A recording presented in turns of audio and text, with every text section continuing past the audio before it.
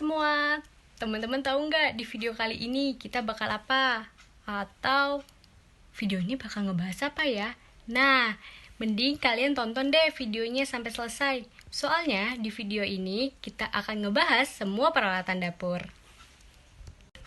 Tapi tunggu dulu, izinkan kami dari kelompok 3 untuk memperkenalkan diri para anggotanya ya. Dengan saya sendiri, saya Adinda Syafitri dengan NIM 20714078 dan teman-teman saya.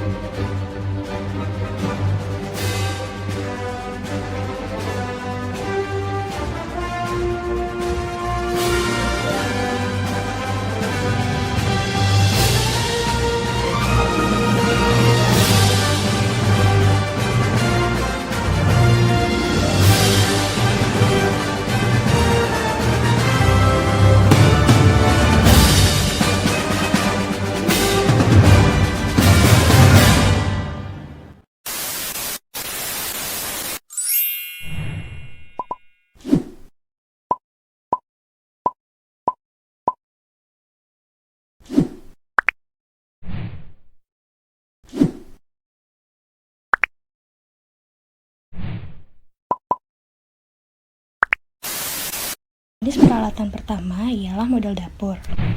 Set dapur umumnya dibagi menjadi 3 bagian. Yang pertama ada kabinet atas yang merupakan tempat menyimpan rak piring dan bahan-bahan makanan. Selain itu juga dilengkapi dengan cooker hood untuk mengurangi asap di dalam dapur. Lalu selanjutnya adalah back panel. Back panel ini adalah lapisan dinding yang berada di antara kabinet atas dan kabinet bawah. Yang terakhir adalah kabinet bawah. Kabinet bawah ini biasanya digunakan untuk menyimpan peralatan berat seperti gas. Ada juga tabletop yang merupakan tempat ditaruhnya rak cuci piring dan juga kompor. Model dapur ini terbagi menjadi 6 jenis. Yang pertama ada model dapur U. Yang kedua model dapur E yang merupakan pengembangan dari dapur U yang memiliki satu meja tambahan untuk meja makan. Yang ketiga model dapur I atau linear. Yang keempat, model dapur L. Yang kelima, model dapur island atau dapur yang memiliki meja makan di bagian tengahnya sehingga disebut island atau pulau. Dan yang terakhir, model dapur galley atau two rows. Mortar atau cobek merupakan alat yang digunakan untuk menghalus bumbu secara manual. Jenis-jenis pisau. Chef knife memiliki fungsi yang serbaguna, yaitu untuk memotong daging, mengiris sayuran, dan mencincang bumbu. Paring knife memiliki fungsi untuk mengupas, menyayat udang, dan membuat garnish. Cleaver knife memiliki fungsi untuk memotong daging berukuran besar. Cheese knife memiliki fungsi untuk memotong keju dan bahan yang lengket. Mincing knife memiliki fungsi untuk menghaluskan daging. Carving knife memiliki fungsi untuk membuat garnish baik dari sayur maupun buah. Bread knife memiliki fungsi untuk memotong roti atau kue. Boning knife memiliki fungsi untuk memisahkan daging dari tulangnya. Parutan. Parutan adalah peralatan dapur yang digunakan untuk memarut makanan menjadi bagian-bagian kecil yang rapi. Ada beberapa jenis parutan. Yang pertama adalah parutan putar. Jenis parutan ini aman digunakan baik oleh orang dewasa maupun anak-anak, karena tangan tidak bersentuhan langsung dengan permukaan parutan yang tajam. Yang kedua adalah parutan kotak. Parutan kotak ini paling umum digunakan dan biasanya digunakan untuk memarut keju dan makanan keras. Parutan kotak memiliki keunggulan, yaitu hasil parutan yang tidak berceceran dan tekstur yang dihasilkan cenderung memanjang dan kecil. Yang ketiga adalah parutan tangan. Meskipun terkesan konvensional, jenis parutan tangan memiliki bentuk yang praktis dan mudah untuk dibawa atau disimpan. Parutan tangan ini membutuhkan wadah untuk menampung hasil parutan. Selanjutnya adalah saringan. Saringan adalah alat yang digunakan untuk memisahkan bagian yang tidak diinginkan berdasarkan ukurannya. Contohnya, bubuk yang memiliki ukuran partikel kecil dan bahan-bahan adonan atau campuran bahan yang memiliki cairan. Biasanya, jenis saringan yang paling banyak ditemui adalah saringan logam. Ada beberapa jenis saringan lainnya yang memiliki fungsi masing-masing. Yang pertama adalah saringan kelapa. Saringan ini digunakan untuk menyaring cairan santan kelapa dan memisahkannya dari parutan kelapa yang kering. Yang kedua adalah saringan stainless steel. Stainless steel memiliki kelebihan tahan panas dan anti karat sehingga banyak digunakan di dapur. Saringan ini digunakan untuk meniriskan berbagai jenis masakan yang direbus dengan air panas atau digoreng dengan minyak. Yang ketiga adalah saringan plastik. Saringan dari bahan plastik biasanya digunakan untuk menyaring air dari buah dan sayur yang sudah dicuci. Yang keempat adalah saringan teh. Saringan teh ini tidak akan membuat ampas teh tercecer di gelas atau di cangkir, sehingga kita bisa menikmati teh lebih menyenangkan tanpa khawatir ampasnya ikut terminum. Yang kelima adalah saringan kopi. Saringan ini dapat menyaring kopi agar ampasnya tidak ikut masuk ke dalam cangkir saat disajikan. Saringan kopi ini terbagi menjadi dua, yaitu saringan logam dan kertas. Saringan logam lebih awet dan tahan lama untuk jangka waktu yang panjang, bahkan sampai 7 tahun. Saringan logam lebih ramah lingkungan karena bisa digunakan berkali-kali. Sedangkan, saringan kertas jauh lebih terjangkau dibandingkan dengan saringan logam. Namun, saringan kertas akan cepat habis secara berkala tergantung pada skala pemakaiannya. Talenan merupakan alat sebagai alas memotong atau mencincang bahan makanan dalam suatu kegiatan memasak. Talenan terdiri dari 3 jenis, yaitu talenan kayu, talenan plastik, dan talenan bambu. Whisk atau pengaduk terdiri dari beberapa jenis. Balloon whisk berfungsi untuk mengocok putih telur dan membuat whipped cream. French whisk berfungsi untuk membuat adonan waffle atau pancake. Spiral whisk berfungsi untuk membuat saus dan milk frosting. Flat whisk berfungsi untuk membuat custard dan saus keju. Twirl whisk berfungsi untuk membuat adonan kue. Gelas ukur. Sesuai dengan namanya, alat jenis ini digunakan untuk menakar bahan dalam bentuk liquid atau cairan seperti air, santan, susu, dan segala jenis bahan liquid lainnya.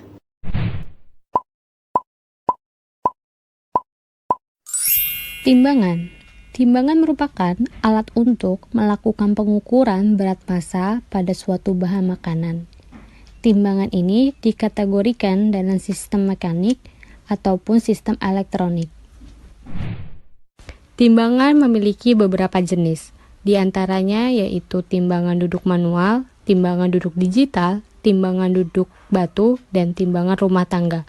Dari semua jenis timbangan memiliki fungsi dan kesamaan yang sama.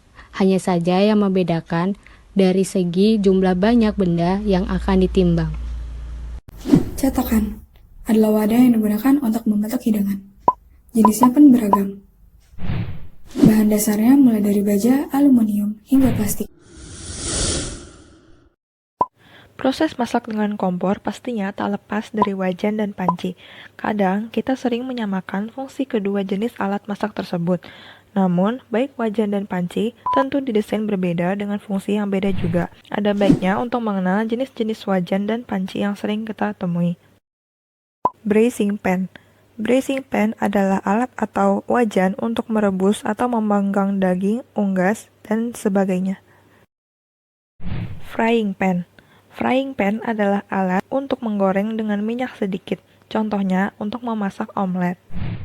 Boiling pan. Boiling pan adalah wajan untuk merebus yang mempunyai dua bentuk, yaitu bentuk casing bundar dan persegi. Saute pan. Saute pan adalah panci bertangkai untuk menumis, memasak saus, dan menggoreng daging dengan minyak sedikit. Saucepan. Saucepan adalah wajan bertangkai digunakan untuk membuat saus dan merebus sayuran. Sugar boiler, seperti namanya, untuk melarutkan gula atau membuat karamel. Roasting pan. Roasting pan adalah alat untuk memanggang atau membakar. Wok atau wajan penggorengan adalah alat yang digunakan untuk menggoreng dengan minyak banyak. Jenis-jenis panci atau pot. Brazier atau rondo pot digunakan untuk merebus daging dan sayur-sayuran dalam waktu yang cukup lama. Stock pot digunakan untuk merebus kaldu, sop, pasta, dan sayur-sayuran. Dutch oven digunakan untuk merebus, tahan lengket, dan karat. Egg poacher digunakan untuk merebus 4-15 butir telur. Jenis-jenis kompor. Kompor merupakan alat vital dalam memasak. Kompor minyak berbahan bakar minyak dan memiliki api yang berwarna merah. Kompor gas berbahan bakar tabung gas memiliki pengaturan suhu dan apinya berwarna biru. Kompor listrik lebih aman, efisien, dan mudah dibersihkan. Kompor portable menggunakan tabung gas kecil dan mudah dibawa kemana saja. Ladle atau sendok sayur adalah sendok bertangkai panjang yang digunakan untuk menyendok sup, stock, atau saus ladle. Mangkok merupakan alat yang berfungsi sebagai wadah untuk meletakkan makanan yang berjenis kuah. Mangkok memiliki beberapa bahan jenis, di antaranya mangkok dari bahan kaca dan mangkok dari bahan keramik atau melamin. Mangkok adalah wadah yang berbentuk setengah lingkaran dan digunakan untuk meletakkan makanan yang berkuah banyak. Ada beberapa jenis mangkok. Yang pertama adalah soup bowl, adalah mangkuk sup untuk menyajikan sup yang kental. Kedua adalah cereal bowl, adalah piring cekung seperti mangkuk untuk menyajikan bubur maupun sereal. Ketiga adalah finger bowl, adalah mangkuk tempat untuk mencuci tangan yang diletakkan di atas meja makan. Keempat ada sugar bowl, adalah tempat untuk menempatkan gula yang berada di atas meja makan. Kelima ada butter bowl, adalah tempat mentega yang diletakkan di atas meja makan. Keenam ada mixing bowl, adalah mangkuk untuk mengaduk. Kegunaannya untuk mencampur makanan seperti salad, daging, dan lain-lain. Ketujuh ada whisking bowl, adalah mangkuk untuk mengocok. Kegunaannya untuk mengocok telur, krim, dan membuat mayones serta saus. Spatula terbagi menjadi dua, baking spatula dan cooking spatula. Spatula multifungsi, terbuat dari silikon atau rubber sebagai pengaduk dan pengeruk. Offset dan icing spatula, terbuat dari stainless steel, untuk meratakan icing pada kue. Dapat juga disebut sebagai sutil atau sodet. Biasanya terbuat dari kayu atau stainless steel. Alat masak favorit SpongeBob satu ini berfungsi untuk membantu menggoreng atau menembus makanan di atas penggorengan. Spatula juga dapat membantu membalik patty. Sendok nasi. Sendok yang juga sering disebut centong ini punya ujung lonjong dan agak cembung seperti sendok makan, tapi gagangnya justru pendek. Inilah sendok nasi yang bisa dipakai untuk menuang nasi dari wadah saji atau rice cooker. Materialnya sangat beragam, mulai dari melamin, kayu, plastik, hingga logam. Sendok memiliki fungsi, yaitu untuk mengambil makanan yang terdapat di piring atau mangkuk ke dalam mulut. Lalu, pada sendok kayu ini memiliki fungsi yang bermanfaat dalam kegiatan memasak. Dengan contoh, pada saat mengaduk masakan, tidak akan terasa panas saat memegang sendok tersebut. Peralatan penyajian. Alat pertama yang akan kita bahas ialah piring. Piring ialah alat makan yang berbentuk datar sebagai tempat makanan disajikan. Dapat terbuat dari kaca, rotan, tanah liat, hingga melamin. Jenis-jenis piring. Dinner plate digunakan untuk menyajikan makanan utama atau sarapan, berukuran 26 hingga 28 cm. Yang kedua, dessert plate digunakan untuk menyajikan makanan penutup atau makanan pembuka, berukuran sekitar 18 cm. Ketiga, buffet plate biasa ditemukan di restoran all you can eat, berukuran sekitar 32 cm. Keempat, bread and butter plate disebut juga sebagai side plate atau quarter plate karena sering diletakkan di sebelah kiri garpu. Digunakan untuk menyajikan roti dan mentega, berukuran 15 hingga 16 cm. Kelima, salad plate digunakan untuk menyajikan salad, berukuran 19 hingga 22 cm. Keenam, fish plate Digunakan untuk menyajikan jenis makanan ikan, ukurannya menyesuaikan bentuk dan ukuran ikan. 7. Soup plate. Bentuknya hampir serupa dengan mangkuk, digunakan untuk menyajikan makanan seperti sup atau krim. 8. Saucer. Digunakan sebagai alas mangkok sup, berukuran 14 cm. 9. Charger plate. Fungsinya sama seperti saucer, untuk mengalasi makanan karena fungsi utamanya hanyalah sebagai dekorasi, berukuran 33 cm. Sendok umumnya digunakan untuk mengambil makanan dari piring atau mangkok untuk kemudian dimasukkan ke dalam mulut. Berikut contoh penggunaan sendok yang salah.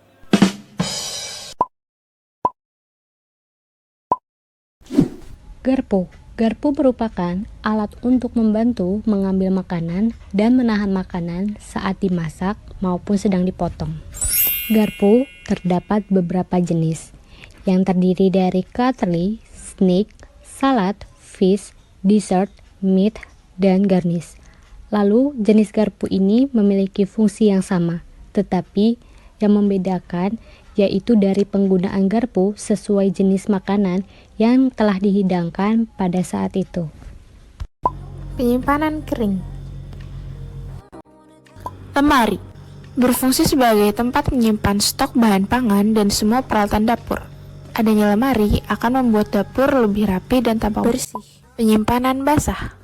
Kulkas berfungsi sebagai penyimpanan maupun mendinginkan atau membekukan makanan dan minuman, juga untuk mempertahankan kesegaran sayur, buah, daging, minuman kemasan, hingga sisa makanan. Freezer. Ada deep freezer dan chest freezer. Keduanya memiliki fungsi yang sama, yaitu mendinginkan dan membekukan berbagai hal. Deep freezer sering kita temukan di hotel dan restoran. Biasanya deep freezer digunakan untuk menyimpan jenis sayur dan buah. Sedangkan chest freezer lebih banyak digunakan pada perumahan, toko, minimarket, dan supermarket. Dalam penggunaannya, chest freezer banyak digunakan untuk menyimpan frozen food atau es krim. Ukurannya pun bermacam-macam, mulai dari yang kecil, sedang, hingga yang besar.